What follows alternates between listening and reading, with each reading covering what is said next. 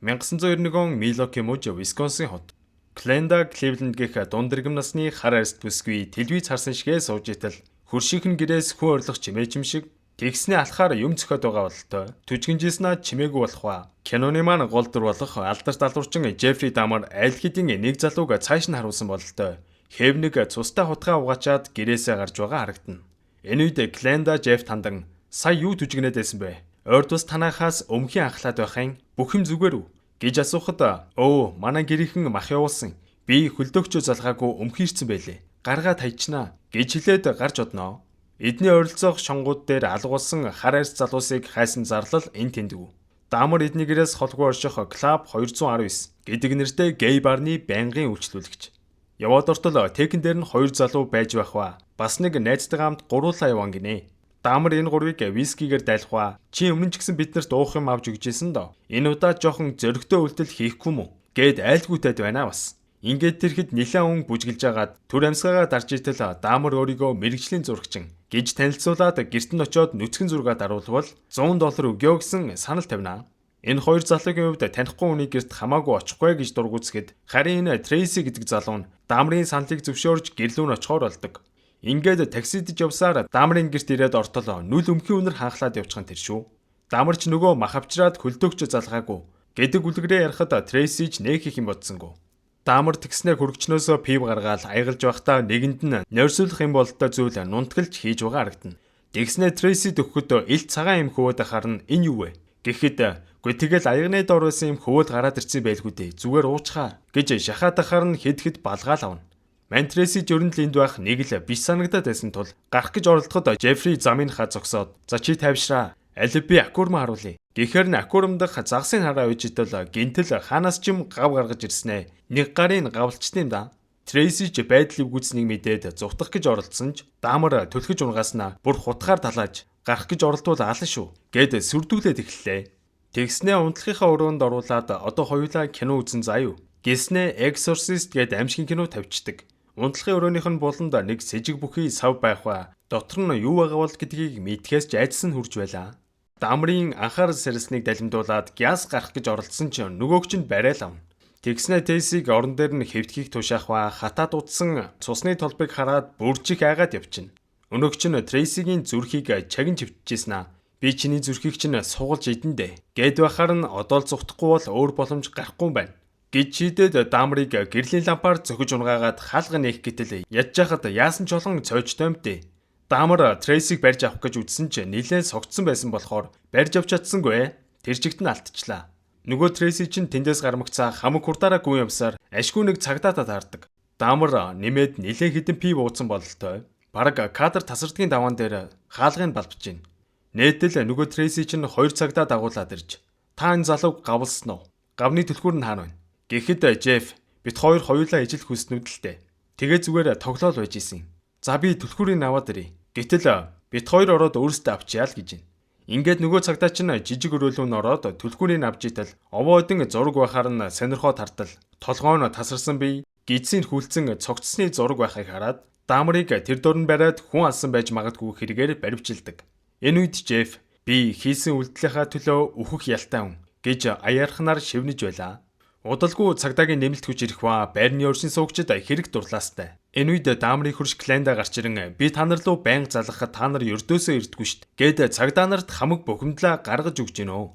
Шүн дунд Жеффи аав руу цагдаагаас дуудлага ирэх ба. Тэр дөрөөл цагдаагийн газар руу яваа очтол хоёр мөрдөгч хүлээн авч уулзаад Жеффийн талаар асууж эхлэхэд аав нь хэлнэ. Жефф багасаа л хүнд хэцүү амьдрал туулж өссөн. Яг уу миний хүү ижил хүснэ гэдгийг би мэддэг ч хүлэн зөвшөөрөхийг хүсдэггүй байсан. Гэд цагдаа нар чадхаараа л тусалчих гээл үзэж байна. Эхэндээ Жеффиг хүнд алуулах шахсан гэж бодож байсан ч цагдаа нар Жеффийн аавд хүн хэд хэдэн хүнийг алсан баримт олдсныг дуулгахад аав нь бүр шок. Жеффийн өргөгчнөөс хүний тасцсан толгой, хөлдөөгчнөөс нь хүний зүрх, тасцсан бэлэг эрхтэн, хэд хэдэн хүний гавлын яс, бас том савн дотор 3 хүний тасцсан гар хөл зэргийг хийсэн байсан ба бүр зарим хохирогчдынхоо эд эрхтнийг эдсэн нотлогоо хүртэл олдсон тухай үнэхээр чихэндээ читгмэргүй цочирдом зүйлс хэлэх ба. Жеффи аавч энэ бүхнийг сонсоод хэсэг шоконд орсон байсан ч удалгүй асгартлаа уйлж эхэлдэг. Джеффри Дамрын тухай бараг цаг минут тутамд л телевизээр гарч байх ба байшингийн өнцөг тохой бүрт үзлэг хийх шаардлагатай байсан тул оршин суугчдыг бүгдийг нүүлгэн шилжүүлж эхэлнэ. Джеффри Дамрын бүх хохирогчдод эрэгтэй хүмүүс байсан ба дийлэнх нь хар арьс залуучууд байжээ. Тэрээр хүүхэд хүчирхэлж байсан гэмтэргийн бүртгэлтэй мөртлөө яаж н олон жилийн туршид гэмтэргээр нуунд алдалж байсан сонирхолтой. Гэдэл сонин сэтгүүлийнхэн тэр аваас салахгүй. Энэ үед Джеффри Дамар цагдаагийн газар дэрэн хурууны эгөөгөн 6 даруулж байх үеэр тэнд байх цагдаа нар бүгд л түүн рүү гөлрөн Америкийн түүхэнд хамгийн харгиц цуврал алуучны хажууд зогсож байгаадаа итгэж өгөхгүй байгаа мэт. Цагдаа нар түүнээс яагаад тэр залуучуудыг хөнөөх болсон? Бас энэ бүхэн хизээнээс эхэлсэн гэд асууж гарнаа. Дамарч угаасаа бүх насаараа шоронд хоригдно гэдгээ мэдж байгаа гэсэн шиг юугийн ч нуулгүй эхнээс нь маш дэлгэрэнгүй ярьж эхэлнэ.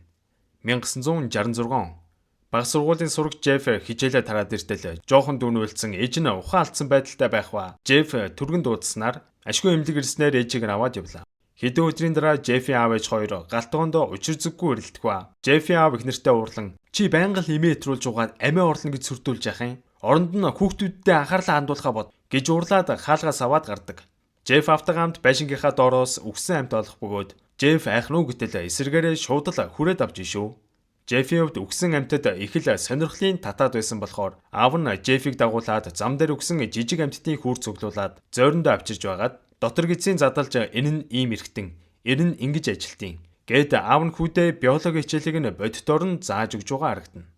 1977 Джефф автогамд Грек ойролцоо байдаг нууран дээр загасчилж байна. Аав нь ер нь л чөлөөцөгаараа хүүдээ аль болох олон зүйл зааж өгөхийг эрмэлздэг нь эндээс шууд л харагдана. Миний хүн наадгийг яг ингэж орон шүү. Гээл аав хоёр цагийг их л хөвгөлтэй өнгөрөөж байх ба энэ далимд аав нь Джеффээс асууж байна. Миний хүү одоо 17 хүрчлээ. Найз өхмөхөнтэй болох нь уу? Үеийнх нь өгөөд ихэнх нь л болзоонд явж байгаа харагдах юм. Гэхдээ Джефф олигтой мэлсэнгүү. Аав нь загсны дотор гидсийг яаж цэвэрлэхийг зааж өгөх ба энэ үед Джефф загсны бие дотор хүрэх үед нэг тийм таашаалтай мэдрэмж авч байгаа нь харагддаг. Дүрсэлэгдэн манай хүн Playboy-ийн сэтгүүл дээрх нүцгэн хүүхнүүдийг харж гар хангалаг хийх гэж оролдсон ч цаанаасаа бүр болдгүй шүү. Ядчитэл аав ээж хоёр нь хэрэлдээ салахгүй. Ээж нь хар гаргийн нэстэг тавг харахаар гарна гэд өвчнөн нилээн сэтэрсэн бололтой. Джефф жөрөөндөө буцаж ороод оролдоод нэмэр байхгүй болохоор нь эртээд загсны дотор гидсийг цэвэрлж явах үе төсөөлөхөд тэр дороо л эргэтнэр хөвчөрч ямар ч асуудал байсангүй. Маргааш нь биологи хичээл дээрээ сууж итэл ширээ уулган дээр гахаан тороо тавьсан байх ба дотор эргэтнийг судлахын гинэ. Эднэрийн биологи хичээл бас л зэрлэг ордог байсан байгаа шүү. Тэгсэн хажууд нь суудаг цагаан олтой охин багшаа бид нэр заавал энийг хийх ёстой юм уу? Гэхэд Джефф дургуутсан "Хөөе чи амаа таталтаа" гэд хэлсэн биш ангийнх нь кул банд Джеффийн үйлдэлд их л бахан ансан бололтой шүү. Манай хүн багшаасаа илүү тоороо байвал гэрлүүг авч яваад дадлага ачаад ирж болох уу? Гэд тоороо авцаа явж итэл нөгөө кул банд чинь "Джефф тэр охинд шангийн сайхан үртэйсэн шүү" гэж авнаа.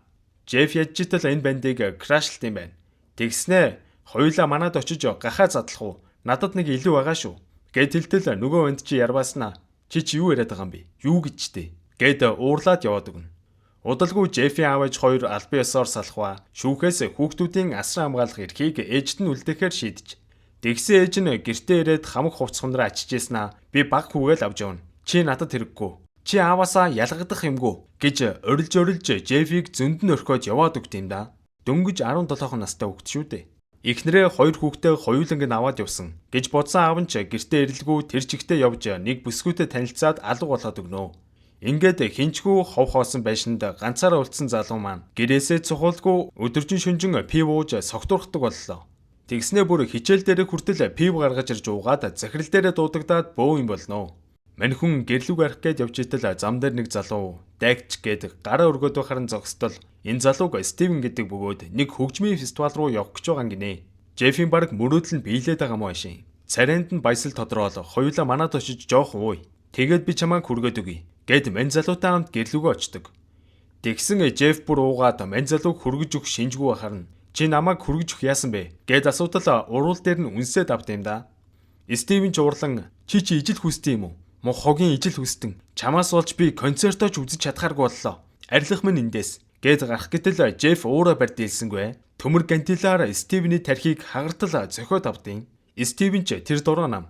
За ингэж Жеффри Дамер анхны яллага 17 наснда хийсэн бөгөөд хүн алсандаа шоконд орон хэсэг сандарч байсан ч цогцсын хөрөөгөөр жижигэлж хаяад хогийн харуутанд хийцэн хотоос зайдуу нууран дээр аваачиж хаях гээд явж итэл гайвуулж цагтаа зогсон. Амрыг гэрээ, жолооны үнэлгээ. Чи угаасаа юм уусан байна те? Нилээн үнэртэж чинь. Энэ хогийн харуутнууд чи юу байгаа? Гэхэд Жеф зөрүүлээд аав ээж хоёр маань салаад сэтгэл санаа хэцүүхэн унтаж чадахгүй байсан. Ихээр нь байшингийнхаа гаднах зүлгийг тэгшилчээд хайх гээд явж байгаамаа. Гэхэд өнөөх цагдаа нь за яах вэ? Чи одоохондоо жоохон байна. Урд чинь сайхан ирээдүй хүлээж байгаа учраас би чамайг одоо баривчлахгүй. Харин буцаад гэрлүүгээр гээд яахчгүй явууллаа. Тэгэхэр нь буцаж гэртээ ирээд хамаг ясын жижигхэн нунтаг болгож байгаад цацаж орхилоо. Хэрвээ тэр цагдаа нар тэр ууттай зүйлийг шалгаад үзсэн бол Жеффри Дамер анхны аллага дээрээ л шууд баригдаж 17 залуу түүний гарт алуулахгүй байх байлаа.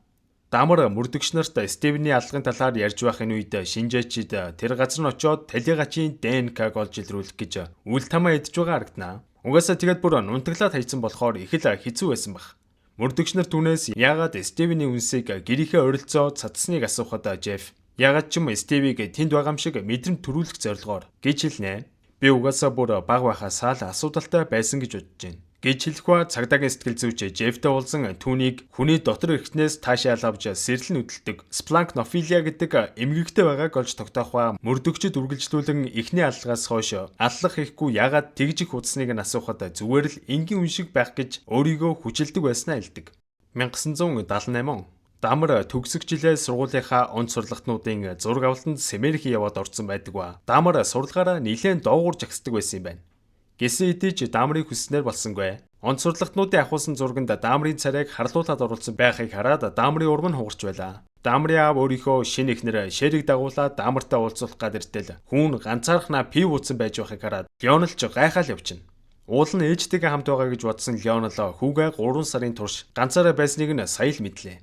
Ингээд тэр гурав ойролцох кафед орж суугаад Дамер аавынхаа шинэ эхнэр Шэритэй танилцсаваа. Леонел Шэри хоёр Дамерыг коллежд оруулах талаар ярьж эхлэх үед Маньхүү өөртөө итгэх ямар ч итгэлгүй байгаагаа хэлээд Стивенийг алсан тухайгаа бараг хэлэх гэж байтал аав нь яриаг нь таслах ба хүүгээ ижил хүүстэн гэдгийг ер нь л гадарлаад байгаа боловч сонсхийг хүсэхгүй байгаа нь илт байдаг.